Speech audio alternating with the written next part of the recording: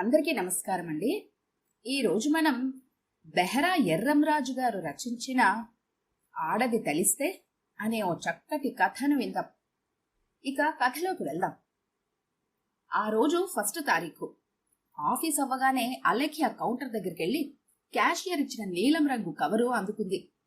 ఆ కవరు మీద పేరు, ఉద్యోగం, జీతం మినహాయింపు టైపు చేసి ఉన్నాయి. అలేఖ్య కవర్ తీసుకుని ఎదురుగా ఉన్న బెంచ్ మీద కూర్చొని డబ్బు లెక్క పెట్టసాగింది. అన్నీ కొత్త నోట్లే కావటం వలన గరగరలాడుతున్నాయి. ఇంకా అవలేదు.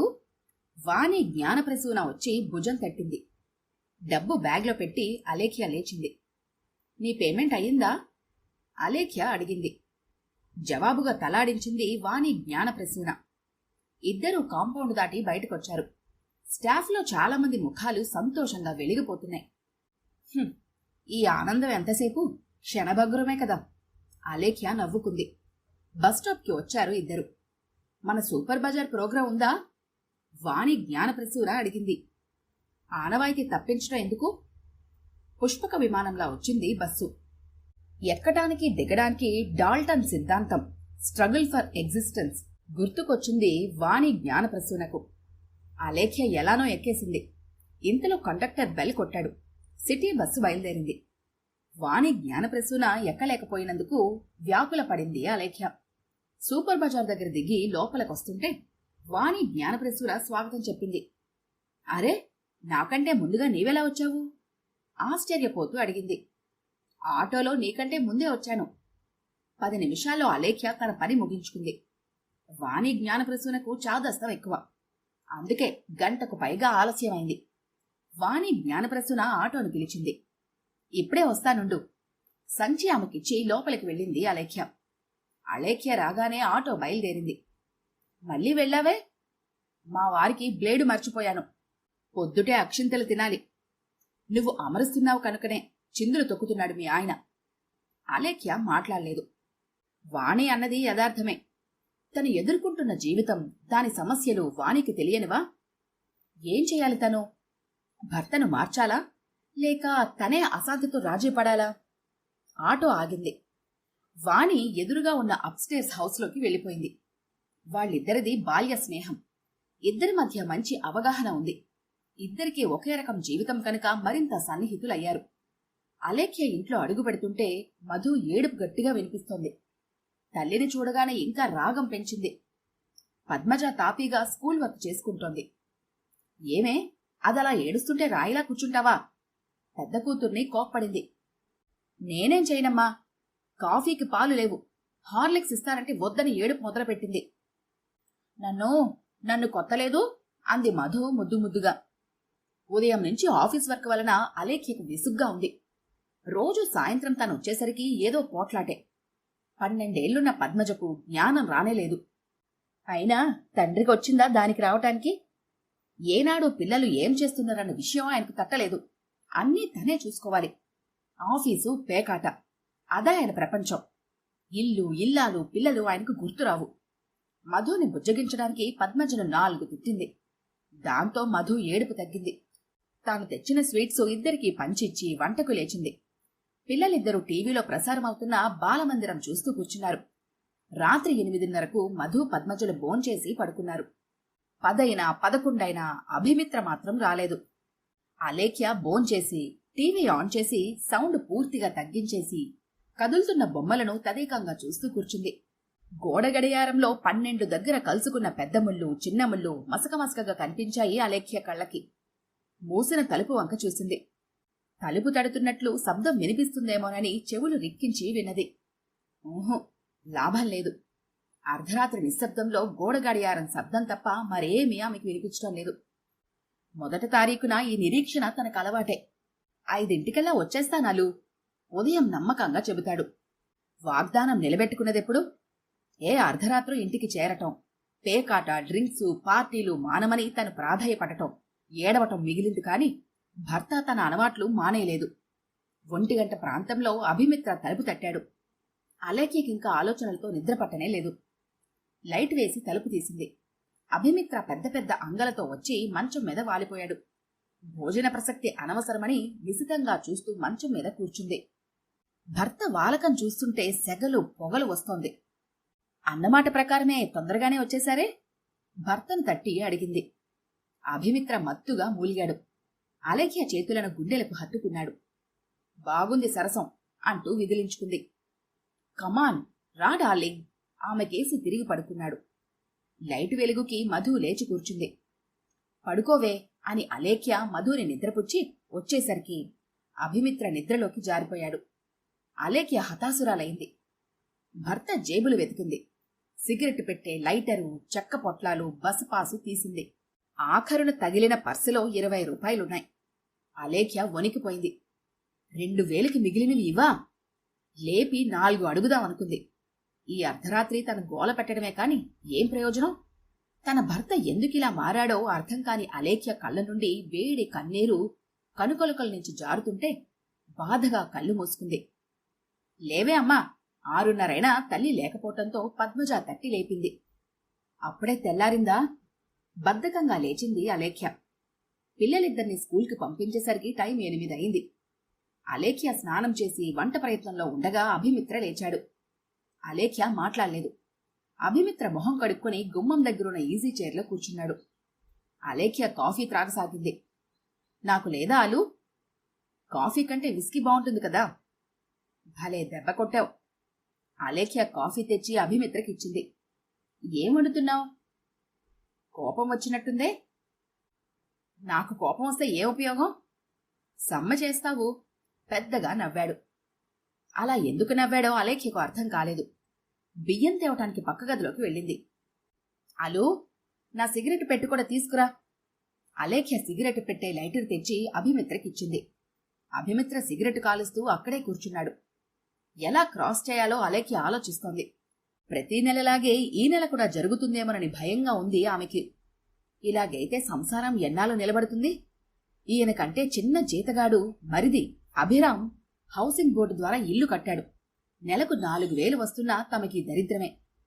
జీతం ఇచ్చారా? మామూలు ధోరణిలో అడిగింది అలేఖ్య. లేదు, మా బిల్లింకా తయారవ్వలేదు. జీతం ఇవ్వగానే నీకిస్తానని ప్రామిస్ చేశాను కదా. నిజం అంది అభిమిత్రకేసి సూటిగా చూస్తూ. నీకంతా అనుమానమే. కాదు, భయం. ఆ మాత్రం నమ్మకం లేకపోతే ఎలా? మరి రాత్రి అంత లేట్ ఎందుకయింది? అదా, ఉదయ్ కుమార్ పేకాట్లో నెగ్గాడు. పార్టీ ఇచ్చాడు. అలేఖ్యకు నమ్మాలనుంది, నమ్మలేనట్లుగా కూడా ఉంది. ఎటూ తేల్చుకోలేకపోతోంది. అలా జరగకపోతే తన అదృష్టవంతురాలే. అన్నయ్య కూతురు పెళ్లికి వెళ్లొచ్చు. పిల్లలతో అంత దూరం వెళ్లిరావటం ఖర్చులతో పనే. అయినా తప్పదు. అన్నయ్య మరీ మరీ వ్రాస్తున్నాడు. మీ అలవాట్లు నెమ్మదిగా మానుకోండి. మనకి సంసారం పెరుగుతోంది కదా. సంసారం పెరుగుతోందా అంటే మళ్ళీ ఏదైనా? చాలండి, ఈ ఇద్దరిని ప్రయోజకుల్ని చేస్తే చాలు అంది నవ్వుతూ. ఈ విషయంలో కూడా అలేఖ్య చొరవ తీసుకుంది. మధు పుట్టగానే ఆపరేషన్ చేయించుకుంది. అభిమిత్రకింకా మగబిడ్డ ఆశ ఉంది. ఈసారి ఆడపిల్ల పుడితే? భర్తను ఎదురు ప్రశ్న వేసింది. ఏదో పాత నమ్మకాలతో సంసారం పెంచుకోవడం ఆమెకు నచ్చలేదు. మారుతున్న విలువలకు ప్రాధాన్యం ఇవ్వడం ముందుచూపున్నవారు చేస్తారు, సుఖపడతారు. కొన్నాళ్ళు అభిమిత్ర ముభావంగా ఉన్నా ఆమెను అర్థం చేసుకున్నాడు. ధరలు పెరుగుతున్నాయి, మన అవసరాలు పెరుగుతున్నాయి, కాని ఆదాయం మాత్రం పెరగటం లేదు. అలాంటప్పుడు ఆమె మాటలకు అడ్డుపడుతూ, ఆర్థిక మంత్రిలా ఉపన్యాసాలు ఇవ్వకు బాబూ. నావి ఉపన్యాసాలు, మీవి సరదాలు, అవునా? మీరు జాగ్రత్తగా ఉంటే ఈ పాటికి ఇల్లైనా కడదాం. భయపడకు, త్వరలోనే శంకుస్థాపన చేద్దాం. ఇల్లు కట్టడం పెద్ద బ్రహ్మ విద్యేమీ కాదులే. ఇప్పటిదాకా చేయలేని వాళ్ళం ముందరేం చేస్తాము? ఈ లోపున పిల్లలు పెళ్లికి ఎదుగుతారు. అలా ఆడపిల్లల్ని కన్నందుకు సిగ్గుపడాలి నువ్వు. నేనే కాదు, నాతో పాటు మీరును. జీతం క్లబ్లో తగలైనందుకు అలేఖ్యకు సంతోషంగానే ఉంది. అదే రోజు సాయంత్రం అలేఖ్య ఆఫీస్ నుంచి వచ్చేసరికి అభిమిత్ర ఇంటి వద్దే ఉన్నాడు. ఇదేదో ప్రళయమే అనుకుంది. కాఫీ పెడుతుండగా అభిమిత్ర వంటింట్లోకి వచ్చి జీతం 2000 అలేఖ్య చేతికి అందించాడు. అలేఖ్య కళ్లల్లో వెలుగు తాండవించింది. డబ్బు కన్నా భర్త మంచిదారని పడుతున్నాడన్న ఆనందం ఎక్కువగా ఉంది. మర్నాటి నుంచి అలేఖ్య పెళ్లి ప్రయాణంలో ఉంది. పుట్టింటికి వెళ్లి 4-5 సంవత్సరాలవుతోంది. చేంజి రావటం, పిల్లలకి సెలవులు రావటం రెండూ కలిసి వచ్చాయి. పిల్లలతో బయలుదేరిన అలేఖ్యను రాయ్పూర్ ట్రైన్ ఎక్కించాడు అభిమిత్ర. పెళ్లి పూర్తయింది. వచ్చిన బంధువులు చుట్టాలు అందరూ వెళ్లిపోయారు. అలేఖ్య కూడా తిరుగు ప్రయాణం అయింది. ఇంకా సెలవుంది కదా అని అలేఖ్య అన్న ఫణీంద్ర కుమార్ ఆగమన్నాడు. మా మరదలకు బంగారం అంటే మొహం మొత్తిందా? రోల్డ్ గోల్డ్ పెడుతోంది. ఓ సాయంత్రం పెరట్లో కూర్చున్న అలేఖ్యను వదినగారు హాస్యం చేసింది. అలేఖ్య ఉలిక్కిపడి చూసింది. వదినా, ఇది 50 రూపాయలు రోల్డ్ గోల్డ్ నెక్లెస్ కాదు, 5,000 రూపాయల గోల్డ్ నెక్లెస్. పోనీ కంసాలికి చూపించి చూడు. అలేఖ్య వెంటనే పద్మజ చేత కంసాలి వీరాచారి వద్దకు పంపింది. తిరిగొచ్చింది పద్మజ. ఇది రోల్డ్ గోల్డ్ దటమ్మా అంది. అలేఖ్యకు కళ్ళు తిరిగాయి. తన భర్త మీద పెంచుకున్న నమ్మకం శిఖరం నుంచి లోయలోకి పడిపోయినట్టయింది. వెంటనే ఆ సాయంత్రం తిరుగు ప్రయాణం అయింది. ఏమ్మా, 4 రోజులుంటానన్నావుగా? అర్ధాంతరంగా తన చెల్లెలు ప్రయాణం అవటం అర్థం కాక ఫణీంద్ర కుమార్ అడిగాడు. పనుందన్నయ్య, వెళ్ళొస్తాను. జరిగింది తను ఊహించగలిగింది. ఇది భర్త పనే. నెక్లెస్ అమ్మి డబ్బు పట్టుకొచ్చుంటారు. తెలియకుండా దాని స్థానంలో డూప్లికేట్ పెట్టారు. ఛీ, ఇలాంటి దగాకోరని ఎక్కడా చూడలేదు.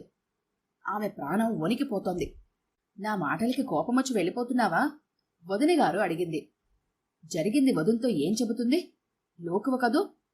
ఇంటికి రాగానే భర్త మీద చెండికలా పడింది. నన్ను క్షమించలు. అంతకు మించి వారేం మాట్లాడలేకపోయాడు అతను. అలేఖ్య జీవోత్సవంలా తయారైంది. ఏదో యంత్రంలా ఆఫీస్కెళ్తోంది. తప్పనిసరిగా ఇంటి పనులు చేస్తోంది. అభిమిత్రతో మాట్లాడటానికి ఆమెకి అసహ్యం వేస్తోంది. ఓ వారం పోయాక అభిమిత్ర భార్యను పలకరించాడు. ఆమె మాట్లాడలేదు. అభిమిత్ర భిన్నుడయ్యాడు. అలేఖ్య తనను తప్పుపట్టడం తనకు మనస్తాపంగానే ఉంది. పలు రకాలుగా భార్యను బ్రతిమలాడాడు. వాగ్దానాలు చేశాడు. అవన్నీ నీటి మాటలుగా కనిపించాయి అలేఖ్యకు. ఇలా జావకారిపోతే ఎలాగే? అలేఖ్యనో రోజు ఆఫీసులో నిలదీసింది వాణి జ్ఞానప్రసూన. మానసిక ఆందోళనతో దేహిక ఆరోగ్యం చెడింది. బాగా చిక్కిపోయింది అలేఖ్య. నీరసంగా కనిపిస్తోంది. మందులు మింగుతోంది. ఏం చేయను? ఆయన్ని మార్చే శక్తి నాకు లేదే. అలా నిరాశపడితే ఎలా? దీక్షగా చేస్తే కృషి ఫలించకపోదు. నాకేమాత్రం నమ్మకం లేదు. ఈసారి ప్రయత్నించు. విజయం తప్పకుండా నీదే. అలేఖ్య ఆశగా చూసింది. నువ్వు ఉద్యోగం ఓ 6 నెలలు సెలవు పెట్టు. రీట్రెంచ్మెంట్లో తీసేశారని చెప్పు. సంసారం తన మీద ఆధారపడితే ఆ మనిషికి తెలియకపోదు. వాణి జ్ఞానప్రసూన ఐడియా అలేఖ్యకు నచ్చింది. కాని అనుమానం వచ్చింది. అది గాల్లో పెట్టిన దీపంలా ఉంటే? నీ ఇష్టం వచ్చినట్లు ఫ్యూచర్ని ఫోర్కాస్ట్ చెయ్యకు. శంకిస్తే ఏ పని చెయ్యలేము. Best of luck. అభిమిత్ర జీతం తీసుకుని బయటకొచ్చాడు. ప్రణీత్ స్కూటర్ తీసి స్టార్ట్ చేస్తూ, రాగురు, ఇప్పటికే ఆలస్యం అయిపోయింది. టేబుల్స్ దొరకవు మనకి అన్నాడు. అభిమిత్ర సందిగ్ధంగా నిలబడిపోయాడు. కోరికలు ముందుకు వెళ్లమంటున్నాయి. అనుభవం ఆగమంటోంది. ఆలోచించమంటోంది. ఈ సంఘర్షణ ఉదయాన్నుంచి పీడిస్తోంది అతన్ని. ఇది వరకులా తన వేషాలు వేయటం కుదరదు. అలేఖ్య ఉద్యోగం లేక ఖాళీగా కూర్చుంది. ఇన్నాళ్ళు తనకి బాధ లేకపోయేది. సంసారాన్ని అలేఖ్య చూస్తుందన్న ధీమా ఉండేది. ఇప్పుడు అలేఖ్య మాత్రం ఏం చేయగలదు? ఇది వరకట్లా మామూలుగా జీతమంతా క్లబ్లో పేకాట ఆడేసి డ్రింక్ తాగేసి వెళ్లటం కుదరదు. అలా వెళితే నెలంతా నరకమే. రాగురు, ఆగిపోయావేమిటి? అభిమిత్ర సిగరెట్ వెలిగించాడు. ఆలోచనలతో తల తిరిగిపోతోంది. అటా ఇటా, అటా ఇటా. రాను అని చెప్పడానికి నోరు రాలేదు. తన అదృష్టం బావుంటే ఈరోజు ప్యాకెట్లో గెలవచ్చు కదా. వద్దంటే 5-6 వేలు వస్తాయి. క్రితంసారి దిలీప్కు రాలేదు. ప్రణీత్ హారన్ కొట్టాడు. అభిమిత్ర వెళ్లి అతడి వెనక సీట్లో కూర్చున్నాడు. చివరికి కోరికే జయించింది. అతడి కళ్ల ముందు ఈ దశలో భవితవ్యం లేదు, వర్తమానం ఉంది. అదైనా పేక ముక్కలే కనిపిస్తున్నాయి. రకరకాల జూదాలతో క్లబ్ రద్దీగా ఉంది. అభిమిత్ర లోపలకు అడుగు పెడుతుండగా పరిగెత్తుకుంటూ వచ్చిన అన్వేష్ అతన్ని ఆపాడు. ఇక్కడుంటావని ఊహించాను. అలాగే ఉన్నావు అన్నాడు అన్వేష్ వగరుస్తూ. ఏం కొంప మునిగింది? అభిమిత్రకు విసుగ్గా ఉంది. శాతవాహన ఆత్మహత్య చేసుకున్నాడు. అభిమిత్ర మ్రాన్పడిపోయాడు. వాడి గురించి నలుగురు రావటానికి ఆలస్యమవుతుందట. అందుకని వాడి తల్లిగారు మిగతావి చూడమని చెప్పారు. అందుకే నీకోసం పరిగెత్తుకుంటూ వచ్చాను. అభిమిత్ర క్లబ్ నుండి బయటకొచ్చాడు. ప్రణీత్ పిలుస్తున్నా వినిపించుకోలేదు. విచారంతో అభిమిత్ర ముఖం తడిసిపోయింది. అన్వేష్తో పాటు ఆటో ఎక్కాడు. హాయిగా బ్రతక్క చావటమెందుకురా? అయినా అంత చచ్చేంత సమస్య ఏమొచ్చిందిరా వాడికి? సంసారాన్ని ఏం చేద్దామని? మన వాడి సంగతి తెలుసు కదా, డబ్బంతా పేకాటికి తాగుడికి ఖర్చు పెట్టేశాడు. దానికై వాళ్ళ ఆవిడ ఏదో అందిట. దాంతో మనవాడు... చెప్పకు ప్లీజ్, తల పట్టుకున్నాడు అభిమిత్ర. అదే కథను తనకు అన్వయించుకున్నాడు. బంగారం లాంటి జీవితం వ్యసనాలకు బలైపోతోంది. ఏమిటి చివరకు మిగిలింది? ఏమిట్రా అలా అప్సెట్ అయిపోయావు? తేరుకో, ముందర పనంతా మనమే చూసుకోవాలి. ఆటో వెళ్లి శాతవాహన ఇంటి ముందు ఆగింది. ఆ ఇల్లు ఏడుపులతో దద్దరిల్లిపోతోంది. చుట్టుపక్కల వారి గుమిగూడి సానుభూతి వ్యాఖ్యానాలు చేస్తున్నారు. శాతవాహన శవాన్ని దహనం చేయటానికి వెళ్లిన అభిమిత్ర శ్మశానం నుంచి తిరిగొచ్చేసరికి తెల్లవారుజాము 2 గంటలైంది. శాతవాహన భార్యకు మిగిలిన డబ్బిచ్చేసి ధైర్యం చెప్పి ఇంటికి బయలుదేరాడు. గుండెలోని బాధ గొంతుకులోకొచ్చింది. గొంతులోంచి కళ్లల్లోకి ఉరికి కన్నీళ్లుగా జారిపడ్డాయి. ఆ జారిన కన్నీటితో దిండు మొత్తం తడిసిపోయింది. కాని అలేఖ్య గుండెలో గూడు కట్టుకున్న బాధ ఇసుమంతైనా తగ్గలేదు. ఎవరో గుండెలను పిండేస్తున్నట్టు, గొంతు మెలిపెట్టేస్తున్నట్టు ఒకటే బాధ. ఇంతలో టక్ టక్ టక్ తలుపునెవరో తడుతున్న శబ్దం. తలుపులు తెరవాలనిపించలేదు అలేఖ్యకు. మళ్లీ టక్ టక్ మంటూ శబ్దం. అలేఖ్యా, అలేఖ్యా! శబ్దంతో పాటు ఈసారి పిలుపు. అసహనంగా లేచి వెళ్లి తలుపు తీసింది. ఎదురుగా అభిమిత్ర నీరసంగా లోపలకు కూలబడ్డాడు. అలేఖ్యకు కోపం ఆగడం లేదు. యథాప్రకారం జీతం తగలేసొచ్చారు. తను చెప్పినవన్నీ గాల్లో కలిసిపోయాయి. ఈ నెలంతా ఏం చెయ్యాలి మనం? ఇప్పుడు ఇల్లు గుర్తొచ్చిందన్నమాట. అవునులేండి, డబ్బు పోయాక అక్కడ ఎవరుండనిస్తారు కనుక. ఏమిటి అర్థం లేని వాగుడు? అవును, నాది వాగుడు. మీరు చేస్తున్నవన్నీ మంచి పనులు. అంతేలేండి, ఎన్ని జన్మలైనా మీరు మారరు కాక మారరు. ఇక మా బ్రతుకులింతే. పెళ్ళాం పిల్లల కన్నా పేకాట ముఖ్యమైనప్పుడు పెళ్ళెందుకు చేసుకోవాలి? మీతో పాటు ఏడవటానికా? అలేఖ్య కోపం ద్విగుణీకృతమైంది. పద్మజ, మధు ఈ గొడవకి లేచారు. ఏమీ తెలుసుకోకుండా మాట్లాడుతుందేమిటి ఈడియట్? విసురుగా లేచాడు. అలేఖ్యను పట్టుకొని తన్నాలి అనుకున్నాడు. పిల్లలు లేవటంతో కోపాన్ని నిగ్రహించుకున్నాడు. నోరు మూసుకుని పడుకో. ఇన్నాళ్ళు నోరు మూసుకుని ఉన్నందుకేగా మీరిలా తయారయ్యారు. అభిమిత్ర బట్టలు మార్చుకోకుండా మంచం ఎక్కి పడుకున్నాడు. అలేఖ్య అడుగుతున్న సమాధానం చెప్పలేదు. అతనికి శాతవాహన అంతిమయాత్ర కళ్లకు కట్టినట్టు కనిపిస్తోంది. ఉదయం 6 గంటలు కావస్తోంది. అప్పుడే నిద్ర నుంచి లేచిన అభిమిత్రకు ఇల్లు తుడుస్తున్న పద్మజ కనిపించింది. ప్యాంటు జోబులోంచి జీతం తీసి, ఇది మీ అమ్మకిచ్చిరా అని లుంగీ చుట్టుకుని బాత్రూంకి వెళ్లాడు. యథాతథంగా జీతం ఇవ్వడం అలేఖ్యకు ఆశ్చర్యంగానే ఉంది.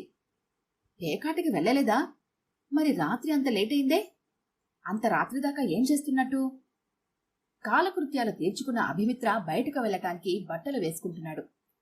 ఈ కాఫీ మీ నాన్నగారికిచ్చిరా పద్మజను పురమాయించింది. ఈ తెరవెనక బాగోతాలు 5-6 రోజులు గడిచాయి. ఒకరినొకరు చూసుకొని మాట్లాడుకోవటానికి సందేహించుకున్నారు. చివరికి అలేఖ్య చొరవ చేసి మాట్లాడింది.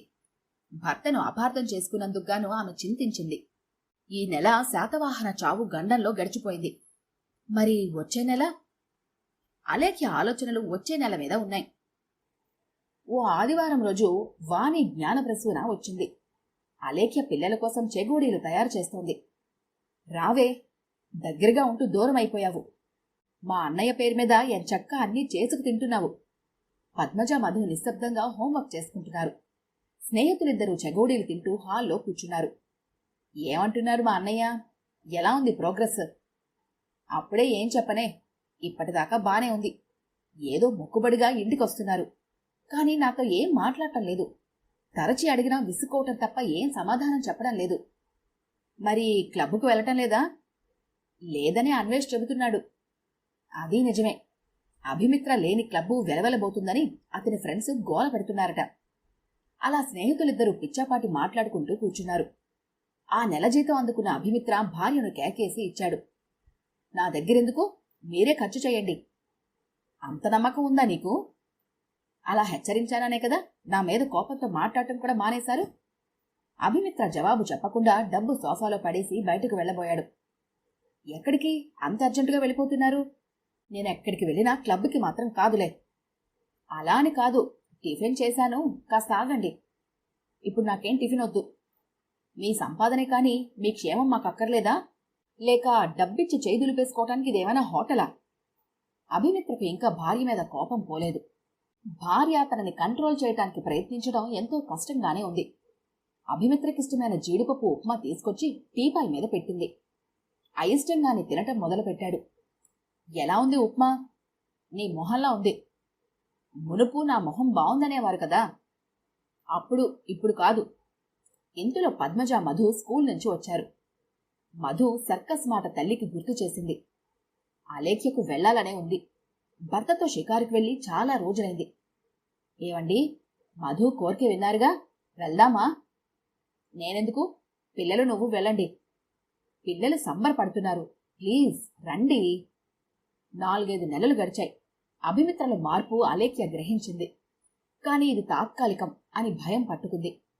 ఇంతలో ఫణీంద్ర కుమార్ 5,000 రూపాయలకు పొలం డ్రాఫ్ట్ పంపించాడు. అలేఖ్య ఆలోచించి భర్తకిచ్చింది. నాకెందుకు? ఈ మధ్య పార్టీలు లేవుగా, అందుకే పరధ్యానంగా కనిపిస్తున్నారు. ఈ డబ్బు పోయినా పర్వాలేదు, క్లబ్కెళ్ళి రండి. నాకే పార్టీలు అక్కర్లేదు. ఏ, పెళ్ళాం డబ్బుతో క్లబ్కెళ్ళకూడదా? మళ్లీ రొంపిలో దిగితే బయటకు రావటం కష్టం. పాత అలవాట్లకి స్వస్తి చెప్పాను. భర్త మాటలు విన్న అలేఖ్యకు ఏనుగెక్కినట్టయింది. భవిష్యత్తు తీయగా పలకరిస్తోంది. తన జీతం బ్యాంకులో వేసి దాస్తుంటే 4-5 ఏళ్లలో ఇల్లు కట్టుకోవచ్చు. తమ కోరిక ఫలించబోతోంది. దీనికంతటికీ కారణమైన వాణి జ్ఞాన ప్రసూనకు మనసులో 10 విధాల ధన్యవాదాలర్పించింది. ఇక తను ఉద్యోగం చేసినా పర్వాలేదు. భర్త ఇక చెడు అలవాట్ల జోలికి వెళ్లడు. సెలవు క్యాన్సిల్ చేసుకుని తిరిగి ఉద్యోగంలో చేరింది. సాయంత్రం ఆఫీస్ నుంచి వచ్చిన అభిమిత్రకు అలేఖ్య ఇంటి దగ్గర కనిపించలేదు. పద్మజన్ అడిగితే అమ్మ ఆఫీస్కెళ్ళిందిగా అని చెప్పింది.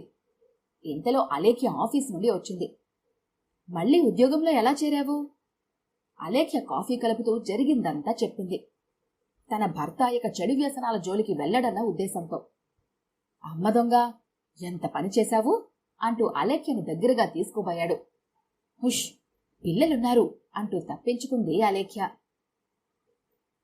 ఈ కథ కనుక మీకు నచ్చినట్లయితే లైక్ చేయండి, షేర్ చేయండి. మరిన్ని ఇంట్రెస్టింగ్ కథల కోసం మా ఛానల్ని తప్పకుండా